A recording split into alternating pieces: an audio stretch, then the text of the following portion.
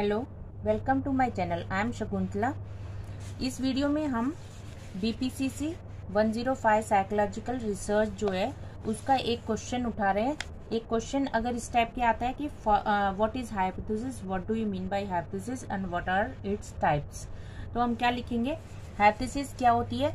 Hypothesis refers to a tentative solution to a problem. किसी problem का हम एक एजम्पशन ले लेते हैं कि ये इसका सॉल्यूशन होगा।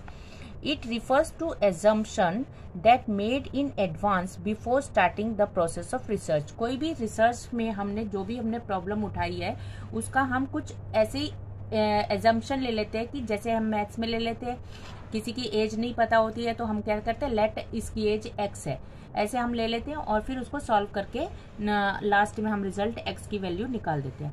उसी तरह से हाइपोथेसिस है, हम एजम्पशन ले लेते हैं कि मान लेते हैं कि इसका आंसर ये होगा और उसके बेसिस पे हम अपनी रिसर्च शुरू करते हैं। ठीक है, तो हाइपोथेसिस क्या है? कोई भी रिसर्च को स्टार्ट करने से पहले हम कुछ एजम्पशंस मान लेते हैं, कुछ एजम्पशन हम क्रिएट कर देते हैं, कुछ हम टेस्ट करने से पहले कुछ हाइपोथेसिस क्रिएट कर लेते हैं, बना लेते हैं। ठीक है, इसको ऐसे समझ लो, after testing hypothesis through various statistical test researchers can accept and reject the hypothesis. और जैसे कि अगर हमारी जो भी हमने माना है, सपोज हमने माना कि इस प्रॉब्लम की जड़ इसका BP है। ठीक है, अगर कोई एग्रेशन हम स्टडी करने जा रहे हैं, किसी का हमने प्रॉब्लम लिया है एग्रेशन, और हमने उसकी हाइपोथेसिस लगा दी कि भी लेडीज में गुस्से की वजह उनकी कुछ भी हम एजम्पशन ले लेते हैं कि भी लेडीज में ज्यादा एग्रेशन होता है या जेंट्स में कम होता है, ऐसे हमने अंदाजा एक एजम्पशन ले लिया, इसी को हमने हाइपोथेसिस मान लिया। ठीक है, तो रिजल्ट निकालने के बाद हमने स्टडीज की, हमने रिसर्च किया, हमने लोगों से सर्वे किया, क्वेश्चनर्स लिए। ठीक है, और हमने पाया कि हमारी हाइपोथेसिस रॉन्ग है, दोनों में गुस्से की वजह एक ही होती है, गुस्सा एक ही बराबर होता है, तो हम कहेंगे कि हमारी हाइपोथेसिस जो हमने ली थी वो हमने रिजेक्ट कर दी, हमने उसको एक्सेप्ट नहीं किया। ठीक है, तो इस तरह से दो हमारी हाइपोथेसिस हो सकती है, एक होती है एक्सेप्ट नल हाइपोथेसिस और दूसरी होती है अल्टरनेट हाइपोथेसिस। ठीक है, नल हाइपोथेसिस मीन्स जिसमें जो भी हमने एजम्प्ट किया था, जो भी हमने एजम्पशन लिया था वो हमारा इक्वल आ जाता है, हमारे रिजल्ट के बराबर आ जाता है, तो हम कहते हैं नल हाइपोथेसिस, मतलब हमारा एजम्पशन हम एक्सेप्ट कर लेते हैं। और अल्टरनेट हाइपोथेसिस जिसमें कि हमारा रिजल्ट नहीं इक्वल आता और हम अपनी हाइपोथेसिस जो हमने ली थी उसको हम रिजेक्ट कर देते हैं और फिर जोन सी हमारी अपोजिट हमारा रिजल्ट आया उसके अकॉर्डिंग हम आंसर दे देते हैं। ठीक है, तो हाइपोथेसिस का मीनिंग क्या हुआ, समझ में आया? तो इसको हाइपोथेसिस को हम लिखेंगे कैसे? Hypothesis refers to a tentative solution to a problem. It refers to assumption that are made in advance, ठीक है, before stating the process of research. After testing the hypothesis through various statistical test researcher can accept and reject the hypothesis. If the hypothesis is accepted, then researcher can replicate the result.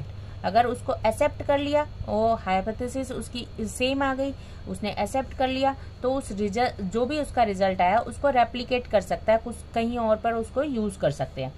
अगर hypothesis reject हो गई और researcher ने पाया कि जो उसने assume किया था वो सेम नहीं है, तो हम क्या करेंगे? रीडिफाइन करेगा, वो उसको मॉडिफाई करेगा, अपने रिजल्ट को ठीक करेगा। By stating a specific hypothesis, the researcher narrow the focus of data collecting effort. ठीक है, तो इससे क्या होता है कि हमें डाटा कलेक्शन में इजी हो जाता है, हमें पता होता है कि हमें क्या चीज फाइंड करनी है, हमने क्या क्वेश्चन, क्या एजम्पशन लिया है, उसके अकॉर्डिंग हम डाटा कलेक्ट कर लेते हैं।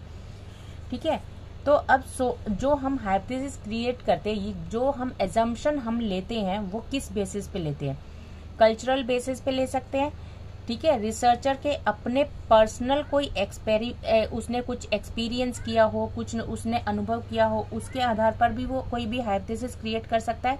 थिंकिंग एंड इमेजिनेशन के हिसाब से भी हम ले सकते हैं। साइंटिफिक थ्योरी, जो प्रीवियसली कोई साइंटिफिक थ्योरी हो कि उस बेसिस पे भी हम कोई एजम्पशन ले सकते हैं। प्रीवियस रिसर्च पे भी ले सकते हैं, ऑब्जर्वेशंस पे भी ले सकते हैं। तो हमारी रिसर्च की जो हाइपोथेसिस होती है, हम किसी बुक में कोई प्रिंसिपल है, कोई स्टडीज हमने पहले से कोई रिसर्चर ने स्टडी कर रखी है, तो उनके बेसिस पे भी हम कोई भी एजम्पशन ले सकते हैं। तो टाइप ऑफ हाइपोथेसिस 2 टाइप की होती है, null hypothesis and alternative hypothesis. तो ट्रू नल हाइपोथेसिस में क्या होता है, there is no true difference between 2 population means, दो जो भी डाटा हम ले रहे हैं तो उनके बीच में कोई भी डिफरेंस नहीं होता है। तो the difference between sample means is accidental and unimportant, that is arise out fluctuation and sampling by chance. ठीक है, तो जो भी उसमें छोटी मोटी अगर डिफरेंस आती भी है तो वो इम्पॉर्टेंट नहीं है, वो एक्सीडेंटली आई होती है, या उसको हम कहेंगे कि वो फ्लक्चुएशन है सैम्पलिंग का। यानी कि ये तो है नहीं कि ह्यूमन बिहेवियर है, भाई ह्यूमन जो है को सब लोग एक ही जैसा आंसर दे, ऐसा तो हो ही नहीं सकता, क्योंकि सबकी अपनी अपनी अलग सोच होती है।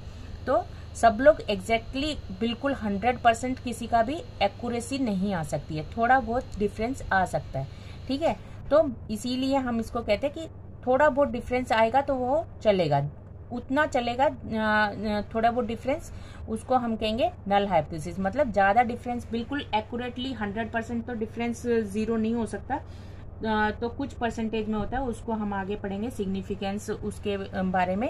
ठीक है, तो 0 रिलेशनशिप होती है तो हम कहते हैं कि नल हाइपोथेसिस है। एग्जाम्पल जैसे कि हमने ले लिया कि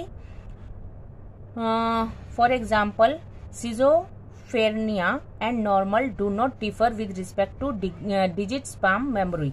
There is no relation between intelligence and height. ठीक है, कोई भी एग्जाम्पल हम ले सकते हैं, जैसे कि कोई एक कम हाइट का बच्चा है, कोई ज्यादा हाइट का बच्चा है, और फिर हम बोल रहे हैं कि इन दोनों में इंटेलिजेंस में भी फर्क होता है, कम हाइट वालों में इंटेलिजेंस कम होती है, ज्यादा हाइट वालों में इंटेलिजेंस ज्यादा होती है, ऐसा कोई होता है। तो हम इस अगर ये वाली हम प्रॉब्लम लेके इस पे हम अपनी रिसर्च करते हैं तो हम फाइंडिंग क्या करेंगे, हमें फाइंडिंग में मिलेगा कि इंटेलिजेंस का कोई भी हाइट से कोई रिलेशन नहीं होता है, तो 0 रिजल्ट आएगा। ठीक है, तो नल हमारी अगर हमने हाइपोथेसिस ली है कि भी इन दोनों के बीच में कोई रिलेशन नहीं होता है, तो हमारा हाइपोथेसिस नल हो जाएगी, यानी कि हमारा रिजल्ट जो है क्या आएगा कि एक्सेप्ट कर लेंगे हम अपनी थ्योरी को, अपने अजम्पशन को हम एक्सेप्ट कर लेंगे।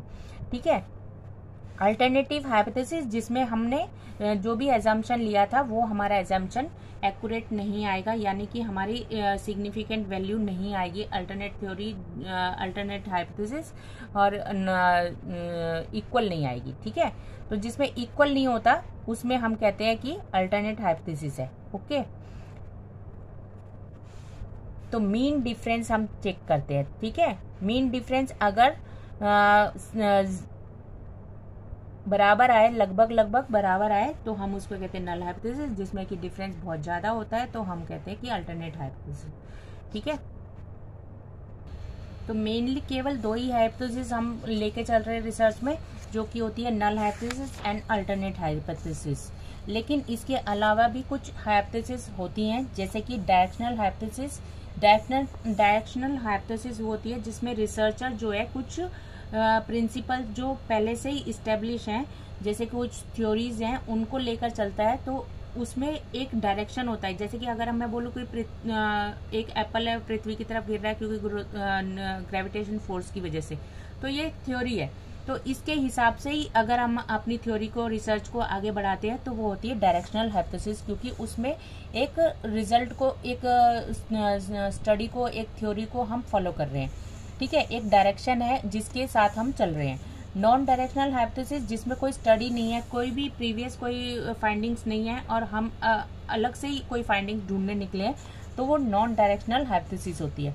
एसोसिएटिव हाइपोथेसिस जिसमें कोई ना कोई एसोसिएट होता है, यानी कि कोई ना कोई रिलेशन होता है, एक चीज बढ़ रही है तो दूसरी भी बढ़ रही है, घट रही होती है, कोई ना कोई उसके साथ में रिलेशन होता है। जैसे कि महंगाई बढ़ रही है तो क्या होएगा, क्वांटिटी हम कम लेंगे। कोई चीज की अगर समझ लो एप्पल के कीमत जो है 100 रुपए का एक एप्पल आ रहा है तो हम 1 लेंगे, अगर 100 रुपए में 2 आ रहे हैं तो हम 2 ले लेंगे। तो मीन्स क्या है कि अगर हमारा रेट कम हो रहा है, अगर समझ लो 50 रुपए के हमारे पास 1 किलो आ रहे हैं तो हम 1 किलो ले लेते हैं। तो रेट के हिसाब से हम अगर क्वांटिटी को चेंज कर रहे हैं तो इन दोनों के अंदर बीच में क्या है, एसोसिएशन आ गया, एक रिलेशन आ गया। तो ऐसी कोई हम थ्योरी लेके चल रहे हैं जिसका एक वेरिएबल का दूसरे वेरिएबल के ऊपर असर पड़ रहा है, उसके बढ़ने घटने से दूसरा वेरिएबल भी बढ़ रहा घट रहा है, तो ऐसी हाइपोथेसिस को हम एसोसिएटिव हाइपोथेसिस कहते हैं। कॉम्प्लेक्स हाइपोथेसिस जिसमें कि कोई रिलेशन नहीं होता टू वेरिएबल्स के बीच में, तो उसको हम कहते हैं कॉम्प्लेक्स हाइपोथेसिस। तो इस तरह से 6 प्रकार की हाइपोथेसिस एग्जिस्ट करती हैं, ठीक है। तो जिसमें से mainly null and alternative hypothesis को ही पढ़ा जाता है, यूज किया जाता है मेनली इन दोनों को ही।